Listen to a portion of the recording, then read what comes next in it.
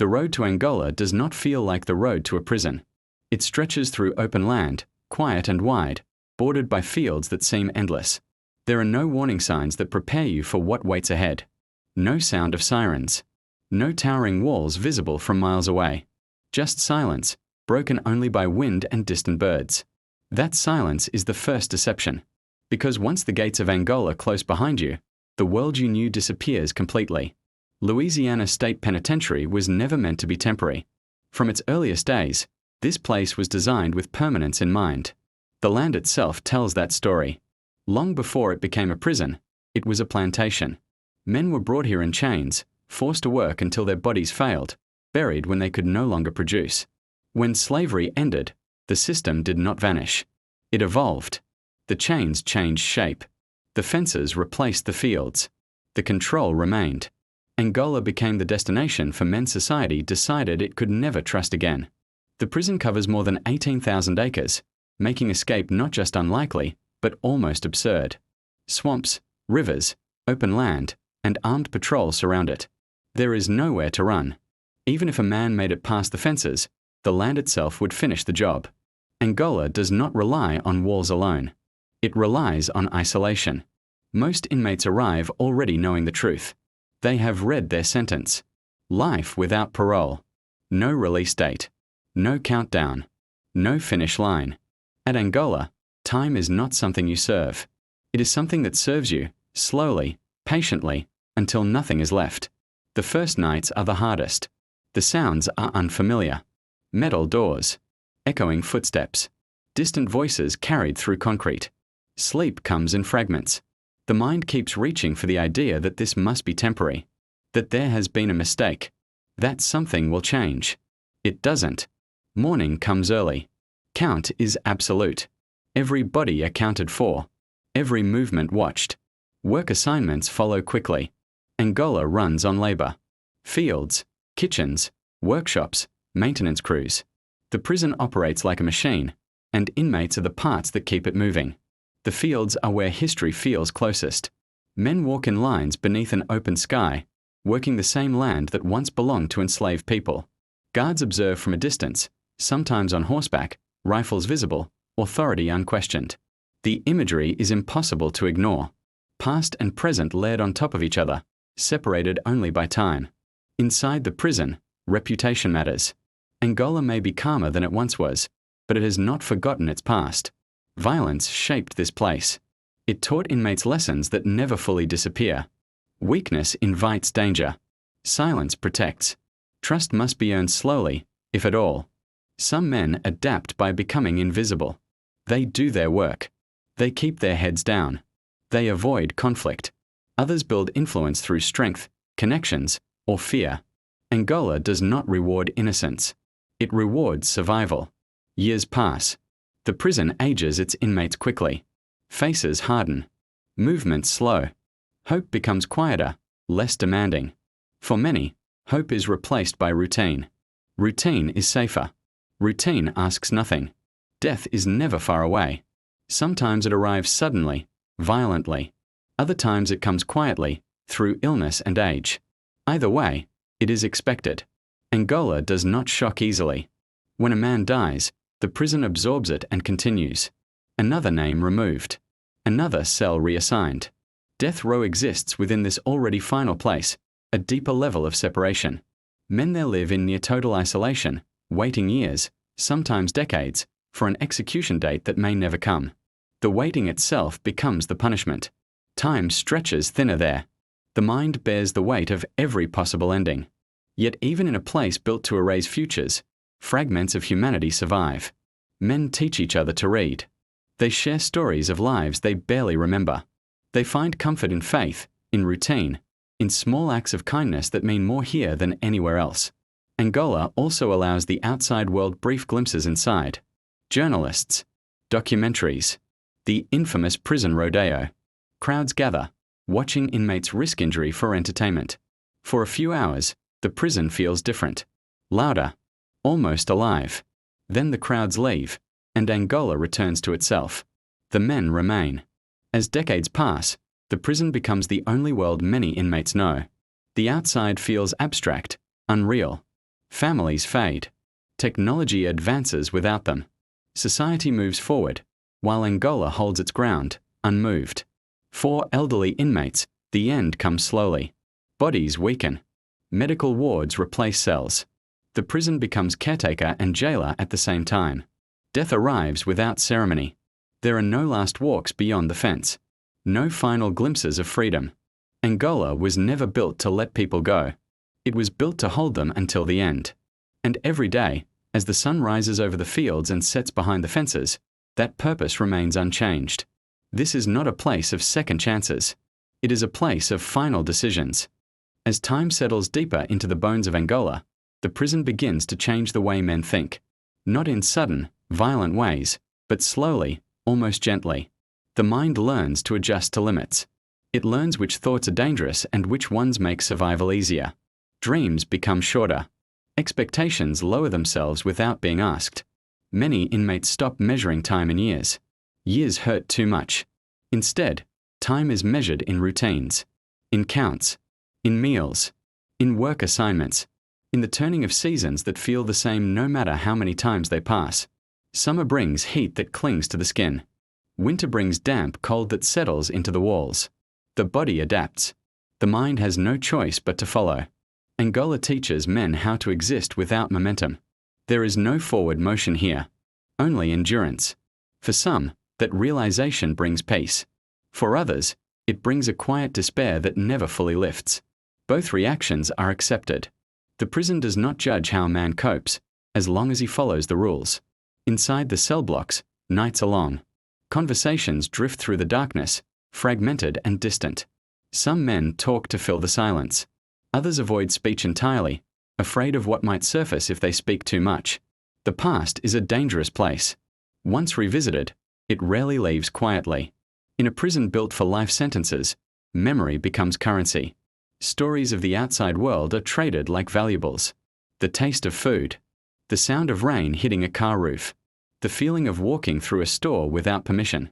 These memories are repeated so often they begin to feel borrowed, even to the men who live them. Angola's older inmates often serve as warnings to the younger ones. Bent backs, slow steps, hands that shake when lifting cups. They are living proof of what life inside this place does to a person. Some younger inmates watch them carefully, as if studying their own future. Others refuse to look at all.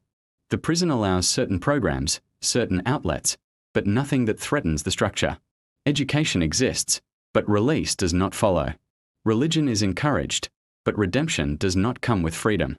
Angola offers growth without escape, improvement without reward. For many, that contradiction is difficult to accept. Still, some men embrace purpose wherever they can find it. They teach classes. They mentor new arrivals. They become clerks, barbers, ministers. These roles give shape to days that might otherwise blur into nothing. Purpose does not open the gate, but it keeps the mind from collapsing inward. Violence still exists, though it no longer defines the prison as it once did. Conflicts happen quietly now. Quickly. Most inmates understand that chaos only makes life harder. Angola's reputation has taught its population a harsh lesson. Survival here favors restraint. Death row remains apart, separated not just by walls, but by atmosphere. Men there live with a different kind of time. Every appeal, every delay, stretches hope thin. Some cling to it. Others push it away entirely, finding that certainty is easier to live with than possibility. The body may be confined, but it is the mind that carries the sentence most heavily. Executions are not loud events inside the prison. They are quiet, controlled, but the knowledge of them travels fast. On those days, Angola feels heavier. Conversations lower. Movements slow. Even men far removed from death row feel the presence of finality pressing closer. The prison rodeo remains one of Angola's strangest contradictions. For a brief moment, inmates are allowed to be seen, cheered, noticed. They risk injury for money, for excitement, for something that feels like life. The crowd sees spectacle. The inmates feel escape, however temporary. When it ends, the return to routine feels sharper than before. Families continue to visit, though fewer do as years pass. Relationships strain under the weight of permanence. Some families hold on. Others let go quietly, unable to build a life around a prison that never releases its grip. Inmates learn not to ask too much from the outside. Expectations, once again, are dangerous. Angola's land remains unchanged, vast, and indifferent. The fields do not remember names. The fences do not care who stands behind them. The prison outlasts individual lives with ease. It is patient. It knows it will win. As men age inside Angola, the idea of freedom becomes abstract. Some say they would not know how to live outside anymore. The world they remember no longer exists. The prison has shaped them too completely. In this way, Angola does not just confine bodies. It reshapes identity. When death finally comes, it is rarely dramatic. A medical wing. A quiet bed. A final breath. No ceremony. No witnesses beyond staff who have seen it many times before. The prison absorbs the loss without pause. Angola continues. It continues because it was designed to. It continues because nothing inside it is meant to end early. And for every man who enters its gates believing he will find a way out, Angola waits patiently, knowing time will teach him otherwise.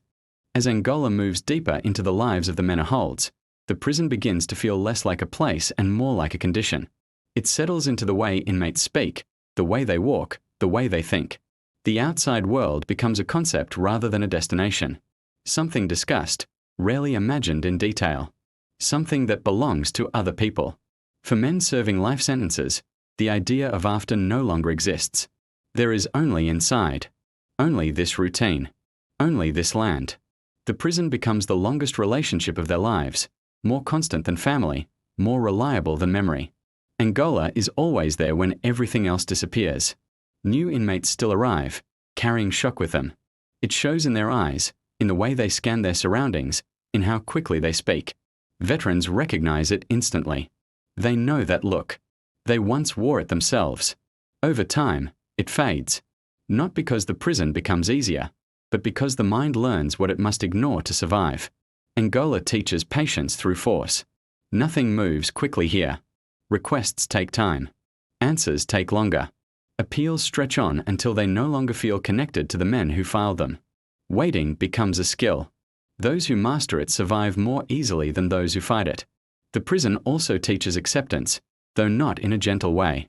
It strips away alternatives until acceptance feels like the only option left. Resistance exhausts. Anger consumes. Eventually, many men choose quiet endurance instead. It is not surrender. It is adaptation. Some inmates speak of moments when Angola feels almost normal. A conversation shared during work. Laughter that escapes unexpectedly. A sunset over the fields that reminds them of places they once knew. These moments are fleeting, but they matter. They remind men that life still exists, even here. Others feel nothing at all. Emotional numbness becomes a defense. Caring too deeply hurts too much. Angola does not demand emotional engagement. It only demands compliance. For some, shutting down is the safest response. The prison's history never fully leaves. Stories of its violent past circulate constantly. Murders that once went unpunished. Guards who looked the other way. Inmates who ruled entire cell blocks through fear. Even as conditions improved, the memory of that era shapes behavior. Angola remembers what it used to be. Death row remains the clearest symbol of finality. Men there live in suspended animation, aware that their lives are measured not in freedom, but in legal procedure. Each appeal delays the inevitable or extends the waiting. Both outcomes carry their own weight. Hope and despair trade places daily. Some death row inmates spend decades watching others leave before them, one execution at a time. They learn to live alongside uncertainty, to build routines around the possibility of death. It is a burden few outside the walls can fully understand. Angola's size reinforces its power.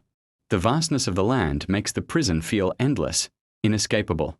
There is always more fence, more field, more distance between the inmates and anything resembling normal life. The geography itself becomes part of the punishment. For aging inmates, Angola becomes quieter. Strength fades. Work assignments change. Hospital visits become frequent. The body betrays the mind's attempts at endurance. Some men fear dying in prison. Others accept it as the natural conclusion of a sentence that never offered alternatives. When an inmate dies, the prison does not stop. It cannot afford to. Angola operates on continuity. Loss is absorbed, documented, and replaced. Another man fills the space. Another life continues within the same walls. The cycle repeats without acknowledgement. Outside discussions about justice, reform, and punishment rarely reach the men inside in meaningful ways. Policy debates feel distant. Change happens slowly, if at all. For those serving life without parole, change often feels irrelevant. Their fate was sealed long ago. Angola exists as a monument to permanence. It stands as proof that some punishments are designed to last longer than a lifetime. It reflects a belief that certain crimes forfeit the right to return. Whether that belief is just or flawed is a question debated far beyond the fences. Inside, the debate ends. Reality takes over. For the men living within Angola, survival becomes an act of quiet defiance. Each day endured is a small victory. Each night survived is proof of resilience. Life continues not because it is easy, but because it has not yet ended. As the years accumulate, many inmates stop imagining release entirely.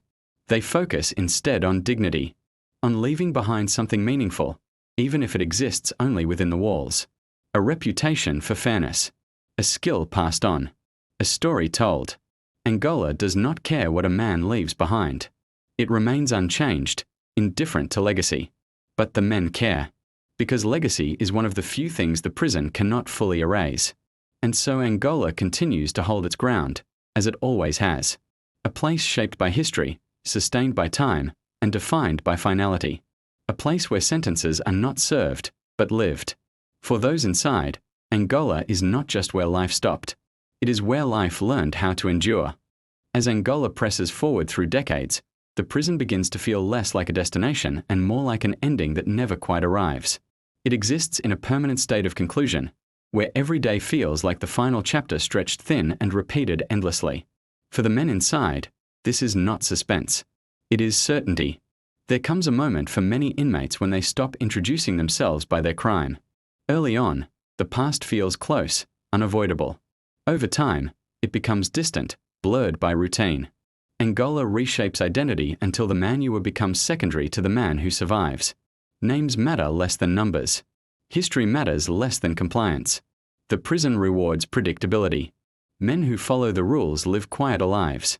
They learn when to speak, when to stay silent, when to look away. Angola teaches awareness without explanation. Mistakes are punished not because they are dramatic, but because they disrupt order. Order is sacred here. Some inmates describe Angola as honest. Brutal, but honest. It does not pretend to offer freedom. It does not promise redemption through time. It makes its intentions clear from the beginning. You are here, and you will remain here. In that honesty, some find relief. The absence of false hope simplifies existence. Others find the truth unbearable. They fight it internally, reliving past decisions, imagining alternate futures, replaying moments that can never be changed.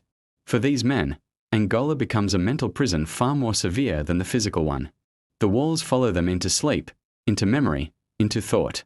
There are nights when the prison feels especially alive, when sounds echo longer than usual, when footsteps feel closer, when voices carry emotions that daylight suppresses. Night strips away distractions. It forces confrontation with the self. Some men fear nights more than violence. In darkness, there is nowhere to hide from thought. Angola has no shortage of ghosts. Not in the supernatural sense, but in memory.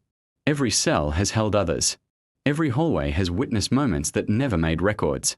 Violence, confessions, breakdowns, deaths. The walls have absorbed it all, layer by layer, year after year. Even the guards feel the weight of the place. Many do not stay long. Those who do learn to separate themselves emotionally. Angola does not only shape inmates. It shapes everyone who remains within its orbit too long. The prison demands distance to function. For the men serving life, milestones lose meaning. Birthdays pass quietly. Holidays feel hollow. The outside celebrates while Angola continues unchanged. Eventually, many inmates stop marking time altogether. Celebration feels unnecessary in a place without progression. When men grow old inside Angola, they often speak less. Words feel wasted. They have said what needed to be said long ago. Their bodies slow, but their awareness sharpens. They watch younger inmates repeat familiar mistakes. They recognize patterns. Angola does not change its lessons. As death approaches, fear does not always follow. Some men meet it with exhaustion rather than terror. After decades of endurance, rest feels earned. Others cling to life fiercely, even knowing where it will end. Survival instinct does not disappear simply because freedom does. The moment of death itself is quiet. There is no audience, no acknowledgement beyond procedure. Angola absorbs the loss as it absorbs everything else. Another life completed within its boundaries. Another story finished without release. Outside the fences, the world continues unaware. New roads are built. New laws debated. New prisons planned. Angola remains, unchanged, rooted deeply in history and policy. It does not ask to be understood. It does not ask forgiveness. For society, Angola represents finality. For the men inside, it represents reality. A place where justice is no longer theoretical, where punishment is not symbolic, where time is not borrowed, but taken entirely. As the sun sets once more over the open fields, the prison returns to silence. Lights flicker on. Doors close. Count is taken. Another day is completed, not marked, not remembered, but endured. Angola does not announce endings. It waits for them. And when they arrive, it does what it has always done. It continues.